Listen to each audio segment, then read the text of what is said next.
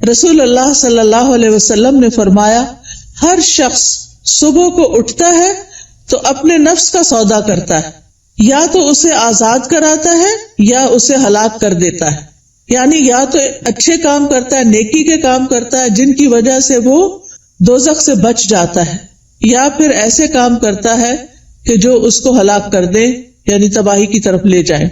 اب میں چند کام جو صبح سے رات تک کرنے چاہیے جو ہمیں سنت سے پتہ چلتے ہیں ان میں سے ایک ایک کا ذکر کروں گی، اور آپ اس کو سن کر اپنا جائزہ لیتے جائیے اور میرے ساتھ شیئر بھی کیجئے کہ کیا آپ یہ کرتے ہیں یا آپ کو کرنے کی ضرورت ہے۔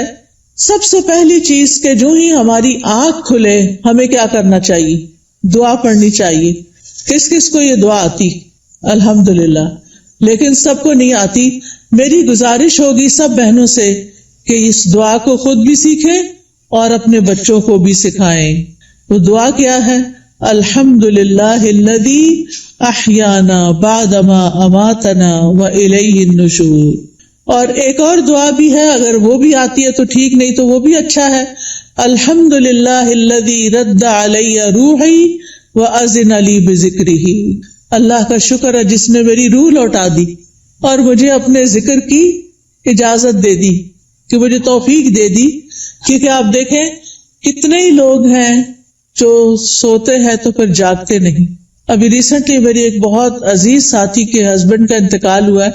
وہ صبح اٹھے ہیں، فجر کے وقت نماز پڑھی ہے، اپنے معمولات کیے ہیں، پھر اشراق پڑھی ہے اور دوبارہ آرام کرنے کے لیے لیٹ گئے۔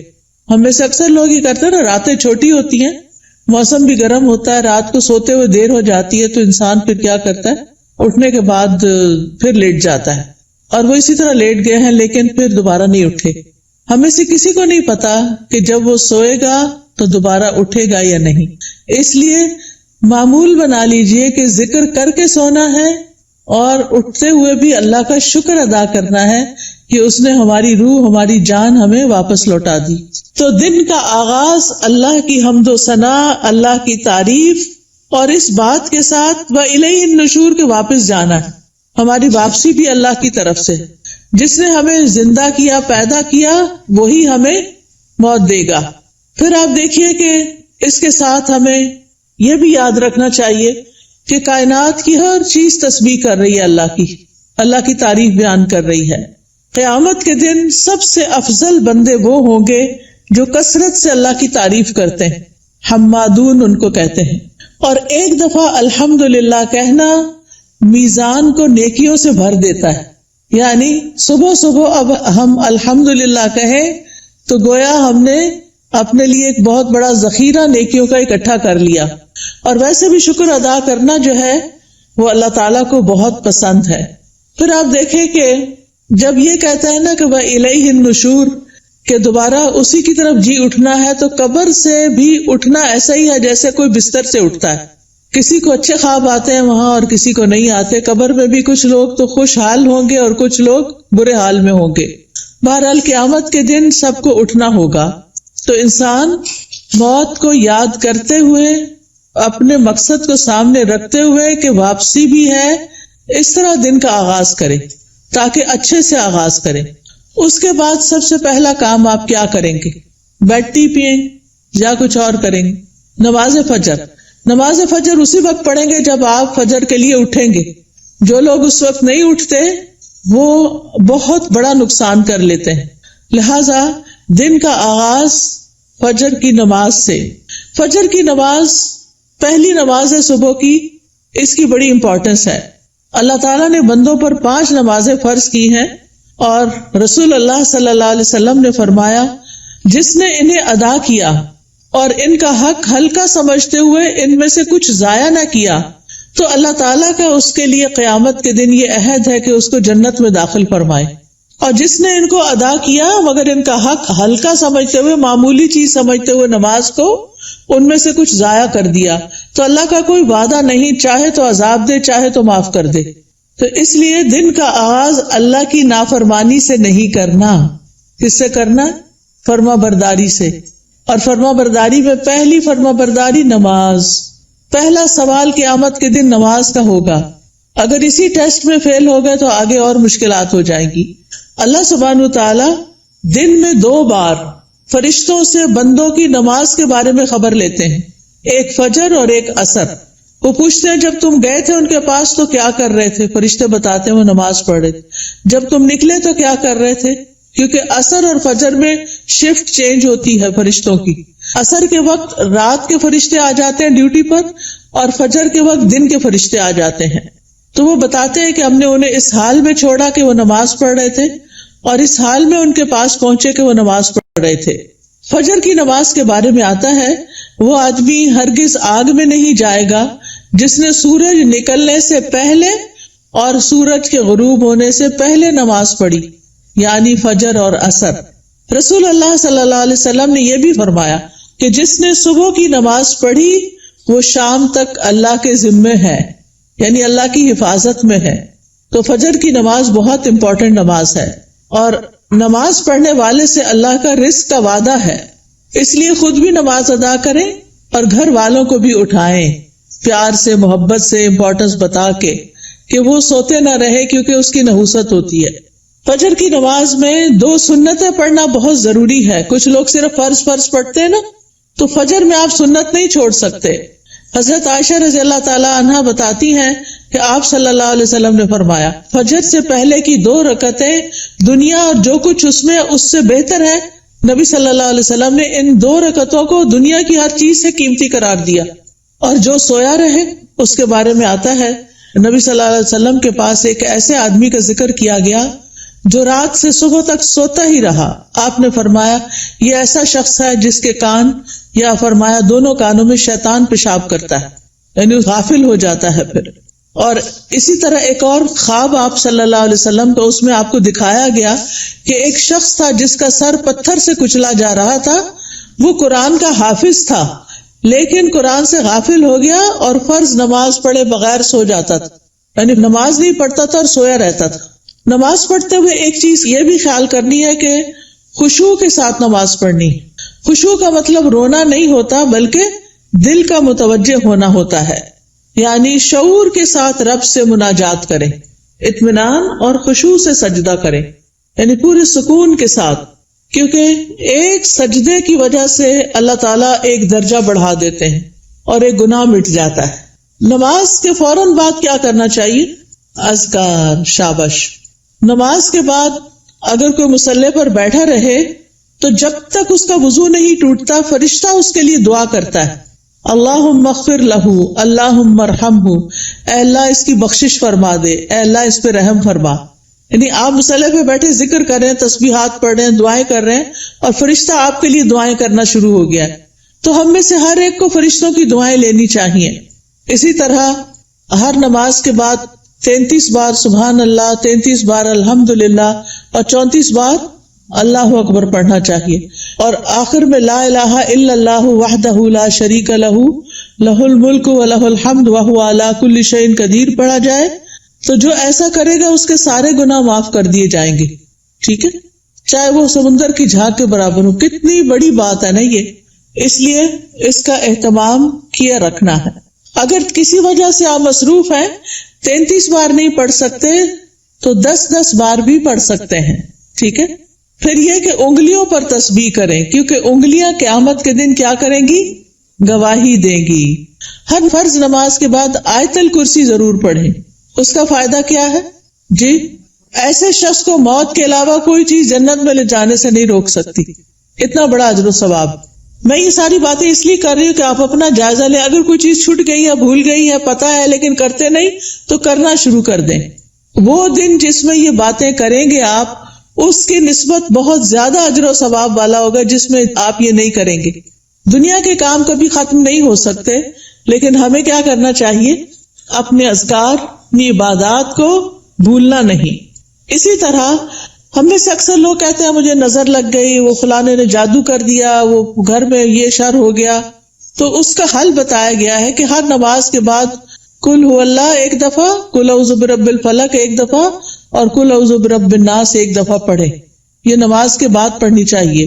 اچھا، اب آپ دیکھیے کہ بعض لوگ بیمار ہوتے ہیں، کوئی ایسی تکلیف ہوتی ہے ان کو سمجھ نہیں آتی، وہ پڑھ کے اپنے ہتھیلی پہ پھونک مار کے اپنے سر سے، منہ اور پورے جسم پر اپنا ہاتھ پھیر لیا کریں.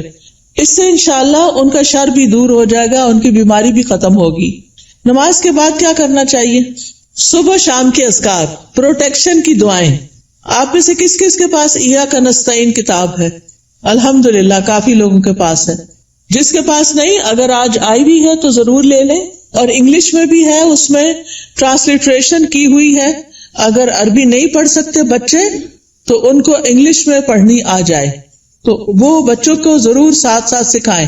ہر ماں خود اپنے پڑھنے کے ساتھ اپنے بچوں کو بھی سکھائے. تو اگر زبانی یاد نہیں تو دیکھ کے پڑھ لیجئے. انشاءاللہ جب آپ پروٹیکشن کی دعائیں پڑھیں گے تو آپ نظر سے، حسد سے اور بہت سے شر سے بچ جائیں گے. ٹھیک ہے نا؟ ایسا نہیں کہ لوگوں کی نظر تیز ہوتی ہے، ایسا ہے کہ ہمارے اوپر پروٹیکشن وال نہیں ہوتی کیونکہ ہم اذکار نہیں کرتے. اور پھر آپ دیکھیے کہ اگر کوئی شخص آپ میں سے جیسے بزرگ خواتین جن پہ بچوں کی، چھوٹے بچوں کی ذمہ داری نہیں یا گھر کے بہت سارے کام کاج نہیں، تو وہ فجر کی نماز سے سورج طلوع ہونے تک بیٹھے رہے مصلی پر. کیونکہ رسول اللہ صلی اللہ علیہ وسلم نے فرمایا جو شخص صبح کی نماز جماعت کے ساتھ ادا کرے پھر بیٹھا اللہ کا ذکر کرتا رہے یہاں تک کہ سورج نکل آئے، پھر 2 رکعتیں پڑھے اشراق کی، یعنی اس کے لیے ایک حج اور عمرے کا ثواب ہے. کوئی معمولی اجر ہے؟ کتنا بڑا اجر کما لیتے ہیں وہ لوگ جو تھوڑا صبر سے بیٹھے رہتے ہیں فجر کے بعد اور نفل پڑھ کے اٹھتے ہیں اور 2 رکعتیں ہی پڑھنی ہوتی ہیں. تو انسان کا دل، اس کی روح، یہ سیراب ہو جاتے ہیں ان اعمال سے جو ابھی تک میں نے آپ کو بتائے. آپ کے لیے خیر و برکات کے دروازے کھل جاتے ہیں، دنیا اور آخرت میں سلامتی کا ذریعہ ہے، عظیم اجر و ثواب کا ذریعہ ہے، شر کے آنے سے پہلے، تکلیف کے آنے سے پہلے، واقع ہونے کے بعد اسے ہٹانے کا ذریعہ ہے. یہ دعائیں، یہ جو میں بتا رہی ہوں نا پروٹیکشن کی دعائیں جو ہیں، رب کے سامنے فقر اور عاجزی کا اظہار بھی ہے، اللہ تعالیٰ کی نعمتوں کا اعتراف بھی ہے. اور یہ ایسے ہی ہے جیسے کوئی دشمن سے بچنے کے لیے اپنے آگے کوئی بال کھڑی کر لے. تو انشاءاللہ اگر ساری نہیں بھی پڑھ سکتے تو معوذتین، بسم اللہ الذی لا یضر، اعوذ بکلمات اللہ التامات من شر ما خلق، اور کچھ اور مختصر دعائیں پڑھ کے اپنے اوپر بھی پڑھیں اور بچوں کو بھی پڑھنا سکھائیں. اس کے بعد کیا کریں گے یہ بتائیے؟ تلاوت کریں، چاہے تھوڑی سی کیوں نہ کریں. اور اگر میں سمجھتی ہوں بچوں کے اسکول جانے کا وقت ہوتا ہے تو اپنی تلاوت کا وقت نہیں رہتا، پھر آپ کیا کریں؟ اپنے فون پر قرآن مجید کا کچھ نہ کچھ حصہ ریگولر لگا دیں. کوئی پورے قرآن کو ڈاؤن لوڈ کر لیں، اب تو ایسی ویب سائٹس بھی ہیں، وہاں سے آپ شروع کریں، الحمد سے الناس تک پورا کریں. ہر روز تلاوت لگا دی. بچے بھی تیار ہو رہے ہیں، آپ بھی کچن میں کام کر رہی ہیں اور ساتھ ساتھ تلاوت سنیں. کیوں؟ ان الذین یتلون کتاب اللہ واقاموا الصلاۃ وانفقوا مما رزقناہم سرا وعلانیۃ یرجون تجارۃ لن تبور. بے شک جو لوگ اللہ کی کتاب کی تلاوت کرتے ہیں، اور تلاوت کا عربی میں معنی فالو کرنا بھی ہوتا ہے، سمجھ کے پڑھنا، اور انہوں نے نماز قائم کی اور جو کچھ ہم نے انہیں دیا ہے اس میں سے انہوں نے پوشیدہ اور ظاہر خرچ کیا، وہ ایسی تجارت کی امید رکھتے ہیں جو کبھی برباد نہ ہوگی. یہ لوگ اللہ کے ساتھ ایک بزنس کر رہے ہیں. یہ چیزیں یہ پڑھتے ہیں، تلاوت کرتے ہیں، قرآن پڑھتے ہیں، لوگوں پہ خرچ کرتے ہیں، تو یہ اللہ کے ہاں ایسا اجر، اتنا پروفٹ پائیں گے کہ سوچ بھی نہیں سکتے، تاکہ وہ انہیں ان کے اجر پورے پورے دے اور اپنے فضل سے انہیں زیادہ بھی دے. بے شک وہ بے حد بخشنے والا، نہایت قدردان ہے. تو پیاری بہنوں، تلاوت کو نہیں چھوڑنا، چاہے ایک صفحہ ہی کیوں نہ ہو، ایک ربع ہی کیوں نہ ہو، ہاف جز کیوں نہ ہو، ایک پارہ کیوں نہ ہو. میرے ایک بہنوئی تھے، فوت ہو گئے، اللہ تعالیٰ ان پہ رحم فرمائے.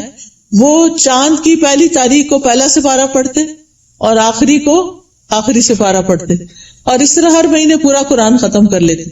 تو جن لوگوں کی بہت زیادہ مصروفیات، ریٹائرڈ لائف گزار رہے ہیں، ان کو کیا کرنا چاہیے؟ قرآن کی تلاوت زیادہ کرنی چاہیے، کیونکہ قرآن جو ہے یہ غموں کا علاج ہے، شفا ہے، سکون کا ذریعہ ہے، اس لیے اس کو نہیں چھوڑنا. ایک حرف پڑھنے کا کتنا اجر ہے؟ 10 گنا. ایک حرف الف پڑھیں گے تو 10 نیکیاں، لام پڑھیں گے تو 10 نیکیاں، میم پڑھیں گے تو 10 نیکیاں. کیا کوئی اور کام کرنے سے اتنا پروفٹ آپ گین کر سکتے ہیں؟ نہیں. ہاں ایک مشکل ہے، کچھ لوگوں کو پڑھنا نہیں آتا یا ان کی تجوید ٹھیک نہیں، یا وہ ڈرتے ہیں کہ کوئی سن لے گا تو پھر کیا ہوگا. تو ایسی صورت میں ان کو اپنی تجوید ٹھیک کرنی چاہیے. اس کے لیے میں آپ کو ایک طریقہ بتاتی ہوں، اور وہ طریقہ ہے ایک ایپ ڈاؤن لوڈ کر لیں، لرن قرآن. کس کس کے پاس ہے یہ ایپ؟ 8-10 لوگوں کے پاس ہے، زیادہ نہیں ہے. آپ یہ ایپ اگر ڈاؤن لوڈ کر لیں. اچھا، قرآن پر آل کس کے پاس ہے؟ وہ بھی تھوڑے سے لوگوں کے پاس ہے. ان دونوں میں سے کوئی بھی ایپ آپ ڈاؤن لوڈ کر لیں. یہ آپ آئی فون پہ بھی کر سکتے ہیں اور اینڈرائڈ پہ بھی کر سکتے ہیں. ٹھیک ہے، اس میں آپ تجوید سیکشن پہ چلے جائیں. تجوید پہ جائیں گے تو وہاں آپ کو ایک ایک آیت کہلوائی ہوئی ملے گی. پہلے ٹیچر پڑھے گی، پھر پیچھے آپ پڑھیں گے. تو آپ کیا کریں، جب ٹیچر پڑھ رہی ہو غور سے سنیں، جب اسٹوڈنٹس آگے پڑھے آپ بھی ساتھ شامل ہو جائیں. تو اس طرح روز پڑھتے پڑھتے آپ کی تجوید ٹھیک ہو جائے گی. کیونکہ بعض کا جب انسان بڑا ہو جاتا ہے نا تو اس کو شرم آتی ہے کسی کے پاس جا کے غلطیاں نکلوانے کی، یا ٹائم نہیں ہوتا، یا فیس نہیں دے سکتے، یا کوئی اور مسائل ہوتے ہیں. تو آپ قرآن مجید کھول کے بیٹھ جائیں، آڈیو لگا کے بیٹھ جائیں، اور 7 انگلی رکھ کے ایک ایک آیت کو پڑھ پڑھ کے یاد کریں. اس کے مخارج ٹھیک کریں، ادائیگی ٹھیک کریں. ٹھیک ہے، جس گھر میں قرآن پڑھا جاتا ہو وہاں فرشتے حاضر ہوتے ہیں. ابو ہریرہ کہا کرتے تھے، بے شک قرآن پڑھنے کی وجہ سے گھر اپنے رہنے والوں کے لیے کشادہ ہو جاتا ہے. اس میں فرشتے حاضر ہوتے ہیں، شیاطین اس گھر کو چھوڑ دیتے ہیں اور اس کی خیر و برکت بڑھ جاتی ہے. یعنی اس گھر میں خیر و برکت ہوتی ہے جس میں کیا ہوتا ہے، قرآن کی تلاوت ہوتی ہے. آج آپ دیکھیں ہمارے بچے ویڈیو گیمز کے پیچھے دیوانے ہیں، قرآن پڑھنے کے لیے تیار نہیں. ہم اپنے پیچھے کیا چھوڑ کے جا رہے ہیں؟ آپ کو پتا نا، جب بچے قرآن پڑھتے تو ماں باپ کو بھی ثواب ملتا ہے کیونکہ انہوں نے ان کو پڑھوایا. لیکن اگر ہمارے بچے قرآن ہی نہیں پڑھ رہے تو مرنے کے بعد کون ہمارے لیے دعائیں کرے گا، کون ہمارے لیے کچھ کرے گا؟ تو اس لیے پیاری بہنوں، آپ ان کے لیے عملی نمونہ بنو، رول ماڈل بنو. آپ گھر میں ان کے بیچ میں بیٹھ کے تلاوت کرو، سیکھو. اگر نہیں تو انہیں بتائے، میں اب دیکھو اس ایج میں سیکھ رہی ہوں، چلو ہم سب مل کے سیکھتے ہیں. ان کو بھی ساتھ بٹھا لیں، چھوٹی سی گھر میں کلاس بنا لیں، 2-3 بچے اور آپ خود بیٹھ جائیں. اگر آپ کے ہسبینڈ بھی ساتھ بیٹھ جائے تو بہت ہی اچھا ہے. اگر یہ نہیں ہوتا تو کوئی ٹیچر ہائر کریں جو گھر پہ آئے، یا آپ اس کے پاس لے جائیں یا آن لائن پڑھائیں. لیکن اس فریضے سے آپ نے کوتاہی نہیں کرنی کہ بچوں کو قرآن سکھا کے جانا ہے دنیا سے. اور جس گھر میں قرآن نہیں پڑھا جاتا وہ اپنے رہنے والوں کے لیے تنگ ہوتا ہے، نحوست ہوتی ہے اس میں. فرشتے اس گھر کو چھوڑ دیتے ہیں، شیاطین آ جاتے ہیں اور اس گھر کی خیر و برکت کم ہو جاتی. تب ہمارے اوپر ہے نا، ہم کیا چاہتے ہیں. قرآن مجید صرف موبائل سے نہیں پڑھیں، وہ بھی ٹھیک ہے اگر نسخہ نہیں ہے آپ کے پاس، لیکن مصحف ہونا چاہیے. اور مصحف کو اپنے سرانے رکھا کریں. سرانے سے مطلب بیڈ سائڈ ٹیبل ہے نا، وہاں رکھا کریں. کیونکہ قبر میں بھی قرآن سرانے کی طرف سے آئے گا اور بچائے گا. اگر دنیا میں ساتھ نہیں رکھا نا، قبر میں نہیں آئے گا. سمجھ آ گئی بات؟ تو ابھی سے اس کو پاس رکھے، ساتھی بنائیں تاکہ قبر میں بھی وہ آپ کے ساتھ ہو. حدیث میں آتا ہے، آدمی کو جب اس کی قبر میں لایا جاتا ہے تو فرشتہ اس کے سر کی طرف سے عذاب دینے کے لیے آتا ہے. تو تلاوت قرآن اسے دور کر دیتی ہے. قبر میں عذاب نہیں دینے دیتے، وہ کہتے پیچھے جاؤ. جب فرشتہ سامنے آتا ہے تو صدقہ اسے دھکیل دیتا ہے. جب پاؤں کی طرف آتا ہے تو مساجد کی طرف جانا اس کو دھکیل دیتا ہے. ٹھیک ہے، پھر آپ دیکھیے کہ تلاوت کر لی آپ نے، تو آپ اب اٹھ کے 2 نفل پڑھ لیں اگر آپ نے پہلے نہیں پڑھے تلاوت سے، ورنہ فجر کی نماز پڑھ کے تلاوت شروع کر دیں اور پھر اشراق کے نفل پڑھ لیں. تو ٹائم بھی پاس ہو جائے گا، حج عمرے کا ثواب بھی ملے گا. یہ 2 نفل جو ہیں سارے جوڑوں کا صدقہ ہے. میں اکثر لوگوں کو بتاتی ہوں، اگر آپ کے جسم میں آپ کو جوائنٹس پین ہے تو آپ یہ تجربہ کر کے دیکھیں، اپنے سارے جوڑوں کا صبح صبح صدقہ دیں، 2 نفل پڑھیں، آپ کی تکلیف دور ہو جائے گی. کیونکہ میں نے یہ پرسنلی ایکسپیرینس کیا. پھر آپ دیکھیے ہر روز اپنے نفع مند علم میں اضافہ کریں. چاہے کوئی اچھا لیکچر سنیں، چاہے کوئی کلاس جوائن کریں، چاہے کوئی کتاب پڑھیں. تو علم نافع جو ہوتا ہے وہ 2 طرح کا ہوتا ہے. ایک دینی اور شرعی علم جس میں ہم قرآن کا ترجمہ سیکھتے ہیں، تفسیر سیکھتے ہیں، جس میں ہم دعائیں سیکھتے ہیں، جس میں ہم نماز کا طریقہ سیکھتے ہیں، سیرت کے بارے میں سیکھتے ہیں، احادیث پڑھتے ہیں. یہ دینی علوم ہے. اور دنیاوی علم جس سے انسان دوسروں کو فائدہ پہنچا سکے، جیسے طب ہے، ڈاکٹر بننا ہے، بزنس ہے، ایگریکلچر ہے، انڈسٹری کے بارے میں جاننا، آئی ٹی کے بارے میں، یہ ساری تعلیم حاصل کرنا تاکہ آپ دوسرے لوگوں کو فائدہ پہنچا سکیں اور اپنی ارننگ بھی کر سکیں. تو یہ بہت فائدے کی چیز ہے کہ اب آپ نے نماز، قرآن تلاوت، اشراق سب کر لی، اب یا اپنی جاب پہ جائیں یا پھر اگر گھر میں ہے تو گھر کے کام کاج کریں اور اس کے بعد اپنا نالج بھی بڑھائیں. اس کے لیے آپ سیکوینس کے ساتھ لیکچر سنا کریں. کبھی حدیث جیسے شروع کر لی ہے تو وہ سارے لیکچرز پورے کر لیں، ہر روز ایک ایک کر کے. اگر تفسیر شروع کر لی ہے تو اس کو شروع کر کے آگے تک لے جائیں، لیکن اپنے علم میں پختگی لائیں. اور اگر ہو سکے تو کوئی نہ کوئی کلاس جوائن کریں. رسول اللہ صلی اللہ علیہ وسلم نے فرمایا، جو شخص صبح کے وقت اس لیے مسجد کی طرف نکلا کہ بھلائی سیکھے یا سکھائے تو اس کے لیے پورا حج ادا کرنے والے کے مثل اجر ہے. اتنا بڑا اجر ہے. یاد رکھیں، علم سیکھنے اور سکھانے کے لیے وقت مقرر کریں، جگہ مقرر کریں، ورنہ اگر آپ صرف چلتے پھرتے ہی سن رہے ہیں تو پکا علم نہیں آئے گا. کوئی بات سمجھ آئے گی، کوئی نہیں آئے گی. نہ ہونے سے بہتر ہے کچھ تو سن لیں، لیکن گھر میں بھی ٹیبل چیئر سیٹ کر کے رکھیں اور اپنا لیپ ٹاپ سیٹ کریں اور کوئی آن لائن کلاس جوائن کر لیں یا پھر گھر میں پڑھیں، خود سے سیلف اسٹڈی کریں، لیکن ٹائم اور پلیس، زمان اور مکان مقرر کریں. اس سے آپ کی گروتھ ہوگی. جتنا جتنا آپ سیکھتے جائیں گے آپ نیکیوں میں آگے بڑھتے جائیں گے، برائیوں سے دور ہوتے چلے جائیں گے. پھر آپ دیکھیں کچھ بہنیں ناشتہ نہیں کرتی، وہ کہتی ہیں کہ موٹے ہو جائیں گے اور چھوڑو پرے، لیکن ناشتہ ضرور کریں. آپ کو کام کرنے کے لیے، پڑھنے کے لیے، جاب پہ جانے کے لیے انرجی چاہیے. چاہے چند کھجوریں ہی کیوں نہ کھا لیں، کھجور پانی لے لیں، کچھ اور سیڈز وغیرہ لے لیں، نٹس لے لیں، جو بھی آپ کو پسند ہو. اگر دودھ پسند ہے تو زیادہ دودھ اور کم چائے ڈال کے پی لیں. بہت سے لوگ صرف کافی پی لیتے ہیں تو وہ درست نہیں کہ آپ اپنے آپ کو صرف ایسی چیزوں پر کہ جو آپ کے اندر کیفین ڈالے اور آپ صرف اس کی وجہ سے ایکٹیو اور غذائیت نہ ہو، تو آپ دیکھیں کہ پھر آپ سے بہت سے کام ہو نہیں پاتے، آپ جلدی تھک جاتے ہیں. تو اس کو بھی بچائیے. اپنے جسم کی حفاظت بھی عبادت ہے، ٹھیک ہے نا؟ جسم کی حفاظت بھی عبادت ہے. یہ نہیں کہ سب کی ٹیک کیئر کرتے کرتے اپنے آپ کو بلا کے رکھ دیں اور پھر کسی کام کے نہ رہیں، نمازیں بھی بیٹھ کے شروع کر دیں. یہ نہیں ہونا چاہیے. پھر آپ دیکھیے کہ کھانا کھانا بھی عبادت ہے. بسم اللہ پڑھ کر کھائیں، بیٹھ کر کھائیں.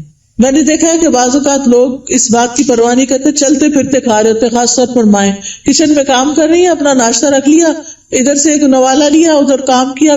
یہ درست نہیں. آپ کے بچے بھی یہی کریں گے. چھوٹے بچوں کو بھی میں نے دیکھا ہے وہی بھاگتے دوڑتے کھا رہے ہوتے ہیں.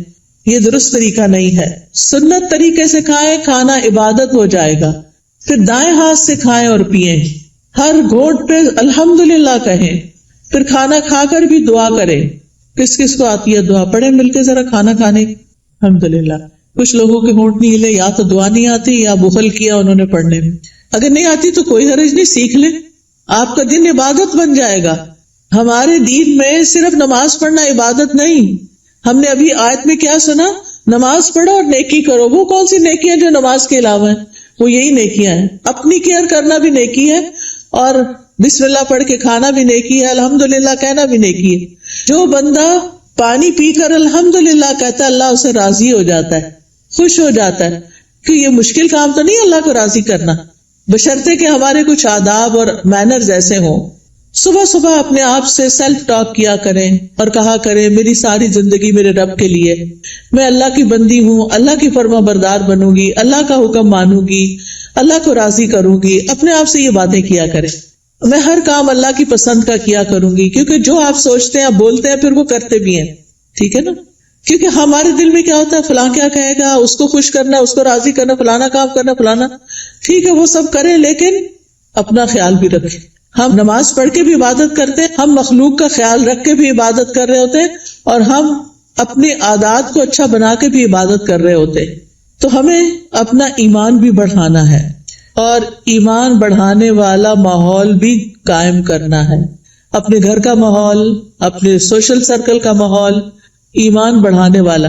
آپ ایسے لوگوں سے ملیں جن سے ملنے کے بعد آپ کا ایمان اوپر جائے، اور ان لوگوں سے ذرا دور رہیں، اسپیس دیں جن سے مل کے آپ کی طبیعت خراب ہوتی ہے. اور وہ ایسی غیبت کرتے ہیں کہ آپ کا ایمان خراب کر دیتے ہیں. کیونکہ میں نے دیکھا ہے کہ بہت دفعہ خواتین سب بچے وغیرہ اسکول گئے، ہسبینڈ آفس گئے، اب کیا شروع ہو گئے، موقع مل گیا ان سب کی شکایتیں کرنے کا.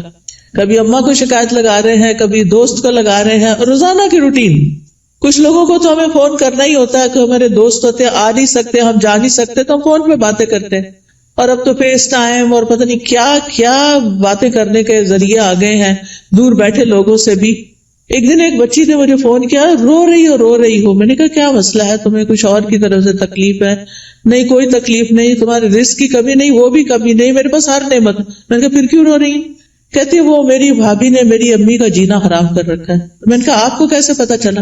یعنی مجھے لیٹسٹ خبر دے رہی تھی کہ آج میری بھابھی نے یہ فساد گھر میں کیا. میں نے کہا وہ اللہ کے بندے آپ کو بتاتے کیوں ہیں؟ وہ یو کے میں رہتی تھی. میں نے کہا آپ پاکستان کی خبریں یو کے میں سن کے رو کے کینیڈا میں رپورٹ کر رہی ہیں، ساری دنیا کو سر پہ اٹھائے ہوئے ہیں. کیا فائدہ ایسی زندگی کا؟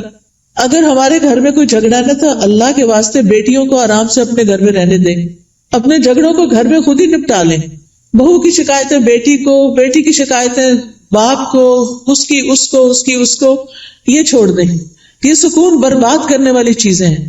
بات کریں تو علم کی بات کریں، اچھی کسی کو کھانا پکانے کی ٹپ دیں، کوئی بیمار ہے تو اس کو صحت کے لیے کوئی مشورہ دیں، لیکن اس قسم کی باتیں نہ کریں کیونکہ یہ غیبت ہے.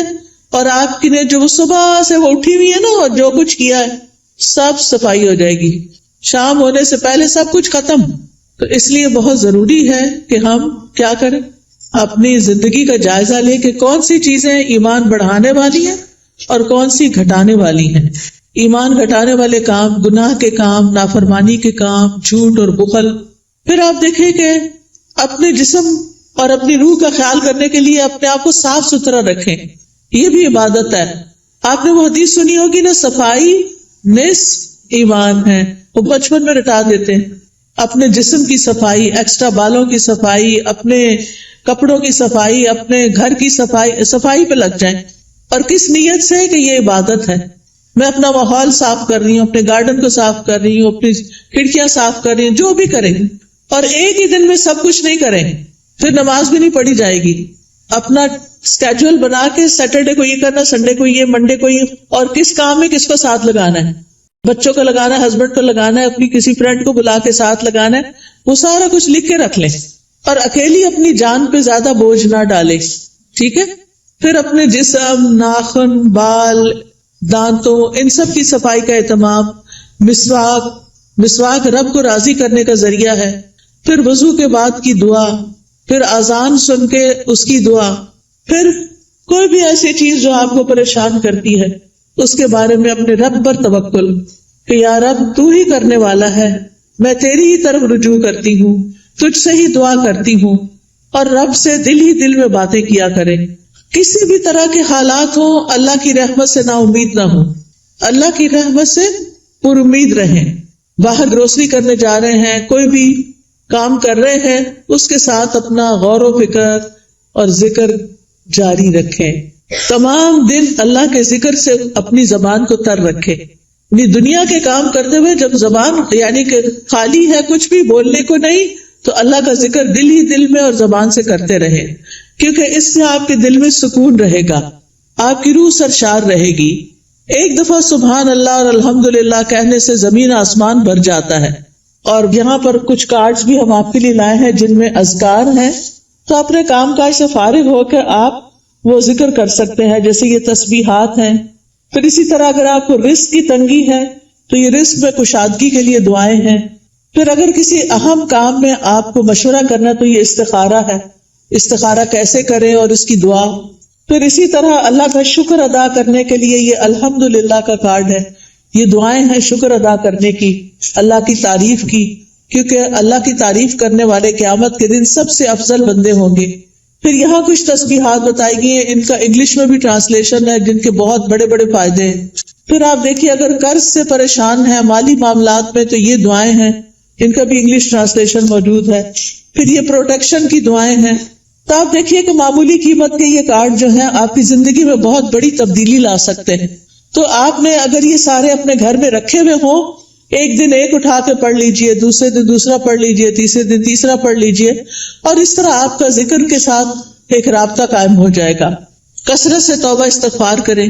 اگر کوئی مسائل ہے زندگی میں، کوئی پریشان کر رہی ہے چیز، تو استغفار کی کثرت، استغفر اللہ کی تسبیح کر سکتے ہیں، اللہم اغفر لی کی تسبیح کر سکتے ہیں۔ پھر اسی طرح وقت کا بہتر سے بہتر استعمال کریں۔ وقت جو ہے وہ بہت قیمتی نعمت ہے، ایک دفعہ اگر وقت چلا جائے تو دوبارہ نہیں آتا، اس لیے ہر دن کو مفید اور پروڈکٹیو ڈے بنائیں۔ رسول اللہ صلی اللہ علیہ وسلم نے فرمایا، دو نعمتیں ایسی ہیں جن کے بارے میں اکثر لوگ خسارے میں ڈالے گئے ہیں، ایک تندرستی اور دوسرے فراغت، کہ اس سے وہ فائدہ نہیں اٹھاتے جتنا اٹھانا چاہیے۔ بیمار ہو کر تو انسان کچھ کر نہیں سکتا، جب تک اللہ آپ کو چلتا پھرتا رکھے آپ عبادت بھی خوب دل بھر کے کریں اور بندوں کی خدمت بھی کریں اور فضول قسم کی ایکٹیویٹیز میں اپنا وقت ضائع نہ کریں۔ آپ دیکھیے کہ ہمارے دن میں کئی ڈسٹریکشنز ہوتی ہیں، خاص طور پر فون کی وجہ سے۔ ہم نے کوئی اپنے گول سیٹ کیے ہوئے ہوتے کہ آج کے دن میں نے یہ اور یہ کام کرنے ہیں، آپ کرنا شروع کرتے ہیں کہ اتنے میں بیل بج جاتی ہے، آپ فون اٹھا لیتے ہیں اور کہیں سے کہیں پہنچ جاتے ہیں، اور جو کرنے کا کام تو وہ دھرے کا طرح رہ گیا۔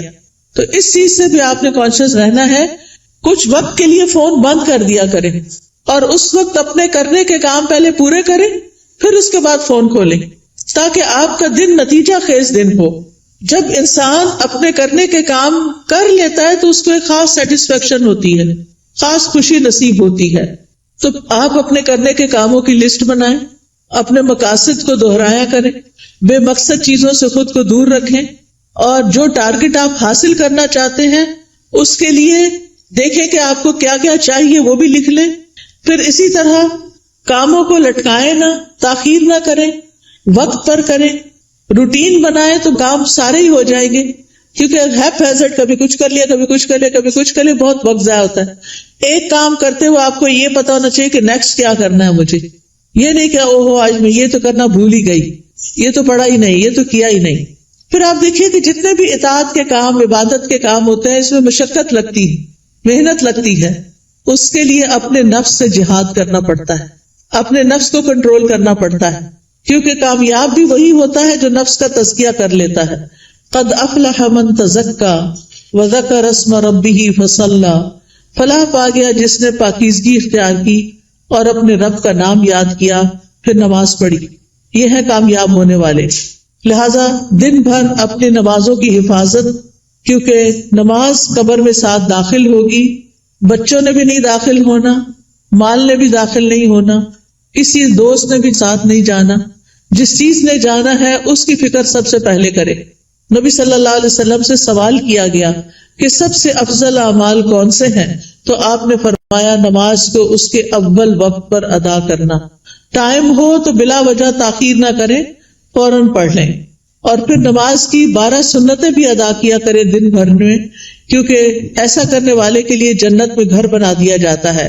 آپ دیکھیے کہ صرف ایک سال اگر کوئی شخص سنت موقدہ پڑھتا ہے تو نہ پڑھنے والے کے درمیان اور اس کے درمیان 4320 رکعتوں کا فرق پڑ جاتا ہے۔ یعنی ایک وہ شخص جو 12 رکعتیں پڑھتا ہے سال بھر، اور دوسرا صرف فرض پڑھ رہا ہے اور کوئی نہیں پڑھ رہا سنت، تو ان دونوں کے درمیان ایک سال میں اتنا فرق پڑ جائے گا۔ اگر ایک رکعت بھی وتر روز پڑھتے ہیں آپ تو سال میں 365 رکعتیں بنتی ہیں، یہ منیمم۔ لیکن کچھ لوگ وتر بھی نہیں پڑھتے، وہ اس سے بھی محروم۔ روزانہ چاشت کی 2 رکعتیں پڑھنا یا اشراق کی 2 رکعتیں پڑھنا اور نہ پڑھنا برابر نہیں، 703 رکعتوں کا فرق پڑ جاتا ہے، ٹھیک ہے؟ تو اس لیے اپنی سستی کی وجہ سے نمازوں سے غفلت نہ برتیں، سنتوں کی بھی حفاظت کریں۔ پھر یہ ہے کہ دن میں کوئی چوٹ لگ گئی، کوئی بری خبر سن لی، کوئی بچے کا کام ایسا آ گیا، کوئی دل کو ناخوشگوار کرنے والی چیزیں آ گئی، تو ایسے میں اللہ کی طرف فوراً رجوع کریں۔ کوئی بری خبر سن لی، فوراً اللہ کی طرف رجوع، اور پھر اس کے بعد ہر کام عبادت سمجھتے ہوئے کریں، چاہے کھانا پکانا ہے، چاہے صفائی کرنا ہے، چاہے کپڑے دھونا ہے۔ کھانا کھلانا جو ہے وہ افضل ترین عبادت ہے۔ قرآن مجید میں آتا ہے وَيُطْعِمُونَ الطَّعَامَ عَلَىٰ حُبِّهِ مِسْكِينًا وَيَتِيمًا وَأَسِيرًا إِنَّمَا نُطْعِمُكُمْ لوجہ اللہ لا نرید منکم جزاء ولا شکورا. وہ اس کی محبت میں کھلاتے ہیں مسکین کو، یتیم کو، اسیر قیدی کو. کیا کہتے ہیں کھلاتے ہوئے؟ ہم تمہیں صرف اللہ کے چہرے کی خاطر کھلا رہے ہیں کہ ہم اللہ کا دیدار کرنا چاہتے ہیں. ہم تم سے نہ شکریہ چاہتے ہیں نہ بدلہ چاہتے ہیں. انا نخاف من ربنا یوما عبوسا قمطریرا. بے شک ہم اپنے رب سے اس دن کے بارے میں ڈرتے ہیں جو تیوری چڑھانے والا نہایت سخت ہوگا. تو ان کے ساتھ کیا معاملہ ہوگا؟ اللہ بھی ان کو قیامت کے دن کی مشقتوں سے بچا لے گا اور ان کو خوشی اور تر و تازگی ملے گی. فوقاہم اللہ شر ذلک اليوم ولقاہم نضرۃ وسرورا. تو اس لیے کھانا گھر والوں کو بھی پکا کے کھلائیں یا مہمانوں کے لیے پکائیں تو خوشی خوشی پکائیں، احسان نہ جتائیں اور ضائع نہ کریں. کپڑے دھونا، نہانا، بچوں کو نہلانا، گھر صاف کرنا، یہ سب صفائی اور طہارت کے اہتمام ہیں، یہ ایمان کو مکمل کرتے ہیں. پھر آپ دیکھیے کہ نیکیوں کے کام میں سستی نہیں کرنی. نیکی کا کوئی بھی کام، آپ کی دوست نے فون کر دیا کہ فلاں شخص بیمار ہے، غریب ہے، اس کے لیے مدد کرنی ہے، آپ بھی اپنا کچھ حصہ ڈال دیا، صدقہ کر دیا. تو نیکی کے ہر کام میں حصہ ڈالا کرے. حضرت ابوبکر کے بارے میں آتا ہے، نبی صلی اللہ علیہ وسلم کی مجلس میں لوگ بیٹھے ہوئے تھے. آپ نے پوچھا آج تم میں سے کس نے روزے کی حالت میں صبح کی ہے؟ حضرت ابوبکر رضی اللہ عنہ نے عرض کیا میں نے. آپ نے پوچھا آج کس نے مریض کی عادت کی؟ انہوں نے کہا میں نے. آپ نے پوچھا تم میں سے جنازے میں کس نے شرکت کی؟ انہوں نے کہا میں نے. آپ نے پوچھا کس نے مسکین کو آج کھانا کھلایا؟ تو ابوبکر کہتے ہیں میں نے رضی اللہ عنہ. تو نبی صلی اللہ علیہ وسلم نے فرمایا جب کسی شخص کے لیے ایک ہی دن میں یہ خصلتیں جمع ہو جائیں وہ جنت میں ضرور داخل ہوگا. یہ جنت میں جانے والے کام.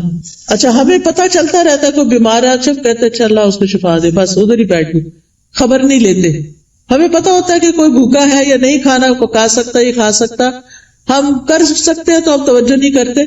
ہم راشن کا انتظام کر سکتے، ہم کسی بھی طرح مدد کر سکتے ہیں، لیکن اس کی طرف توجہ کرنے کی ضرورت ہے. پھر اللہ کی نافرمانی سے بچیں، جہنم کو سامنے رکھتے ہوئے گناہوں سے بچیں. یعنی صرف نیکی کے کام کرنا کافی نہیں، گناہوں سے بچنا بھی بڑا ضروری ہے. پھر لوگوں کے ساتھ معاملہ کرتے ہوئے اچھے اخلاق سے پیش آئیں. سب سے پہلا حق آپ کے اوپر والدین کا ہے. زندہ ہیں تو ان کی زیارت کو جائیں، ان سے بات کریں، ان کے لیے دعائیں کریں، ملاقات کریں تو ان کی پیشانی چومیں، ہاتھ چومیں، کیونکہ والدین سب سے زیادہ حسن سلوک کے مستحق ہیں. نماز میں ان کے لیے دعائیں کریں. فوت ہو گئے ہیں تو ان کے لیے دعا کے علاوہ صدقہ کیا کریں. گھر والوں کے لیے باعث خیر بنے، اپنے گھر والوں کو آگ سے بچائیں، ان کو نیکی اور دین کی طرف لا کر. پھر اسی طرح جہاں بھی بیٹھے خیر پھیلانے والے بنے، دوسروں کا بھلا کرنے والے، دوسروں کو فائدہ پہنچانے والے.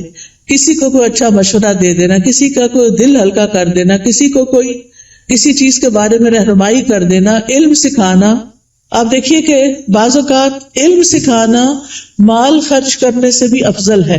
کیوں؟ اس لیے کہ مال خرچ کرنے سے ختم ہو جاتا ہے اور علم سکھانے سے بڑھ جاتا ہے اور پکا ہو جاتا ہے.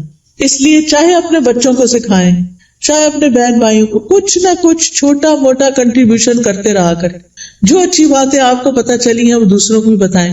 اس کے لیے آپ کے گھر میں کتابیں ہونی چاہیے، آپ کو کوئی نہ کوئی کلاس جوائن کرنی چاہیے تاکہ آپ سیکھیں اور سکھائیں. اس کے لیے کوئی بہت پی ایچ ڈی کرنے کی ضرورت نہیں ہوتی، وہ چند لوگ بھی کر لے تو کافی ہو جاتے ہیں. باقی لوگ روز مرہ کی چھوٹی چھوٹی چیزیں اور خاص طور پر خواتین اپنے بچوں کی تربیت کرتے ہوئے ان کو آداب اور مینر اور اخلاق سکھائیں گے تو یہ بہت بڑی کنٹریبیوشن ہوگی، وہ آپ کے لیے صدقہ جاریہ بنے گی. تو لوگوں کے ساتھ اچھے اخلاق سے پیش آئیں. ابن قیم کہتے ہیں آدمی کی برکت یہ ہے کہ وہ جہاں بھی مقیم ہو خیر کی تعلیم دے، خیر پھیلائے. تو اچھے اخلاق سے بھی انسان خیر پھیلا رہا ہوتا ہے. پھر اسی طرح دور پار ریلیٹیوز کی خبر گیری کرنا، پڑوسیوں کی خبر گیری کرنا، مریضوں کی خبر گیری کرنا، ملاقات کے وقت سلام کرنا، اپنے آس پاس کے لوگوں کا ہاتھ بٹانا، ان کے ساتھ تعاون کرنا. گھر میں اگر آپ کے علاوہ اور لوگ رہتے ہیں، اگر آپ بچے اور والدین ہیں تو ان کے کاموں میں ان کا ہاتھ بٹانا، کسی رشتہ دار کو ڈرائیو کر کے ہاسپٹل تک لے جانا. یعنی چھوٹے چھوٹے کام ہیں جن میں آپ دوسروں کے لیے خیر اور بھلائی کا باعث بنے. کسی پر خرچ کرنا، اپنے عزیزوں پیاروں کو تحفے تحائف دینا، یہ سارے نیکی اور خیر کے کام ہیں جو آپ کے دن کو افضل بنا دیتے ہیں. پھر زبان کی حفاظت، یہ بڑی ضروری ہے، کیونکہ جو بات بھی ہم کرتے فرشتے لکھ لیتے ہیں. تو فضول باتیں نہیں کرنی، کیونکہ ہماری انرجی ضائع ہوتی ہے اس میں بھی. کام کی بات کرنی ہے. انسان کے اسلام کا حسن یہ ہے کہ بیکار باتوں سے کنارہ کشی کرے. نبی صلی اللہ علیہ وسلم نے فرمایا خوشخبری ہے اس کے لیے جس نے اپنی زبان پہ قابو پا لیا اور اسے اس کے گھر نے گنجائش دی اور وہ اپنے گناہ پہ رویا. یعنی اس کا گھر اس کے لیے کافی ہو گیا، اس کے لیے سہولت ہے اس میں، اور فضول باتیں نہیں کرتا. کیلو کال چھوڑ دینا چاہیے. ہی سیڈ، شی سیڈ، یہ کہا گیا، فلاں نے یہ کیا، اس نے وہ، اس سے بہت سے فساد پھیلتے ہیں. مغیرہ بن شعبہ کہتے ہیں نبی صلی اللہ علیہ وسلم نے فرمایا بے شک اللہ تعالیٰ تمہارے لیے 3 باتیں پسند نہیں کرتا. بلا وجہ کی گپ شپ، بے کار کی باتیں اللہ کو پسند نہیں. مال ضائع کرنا، اور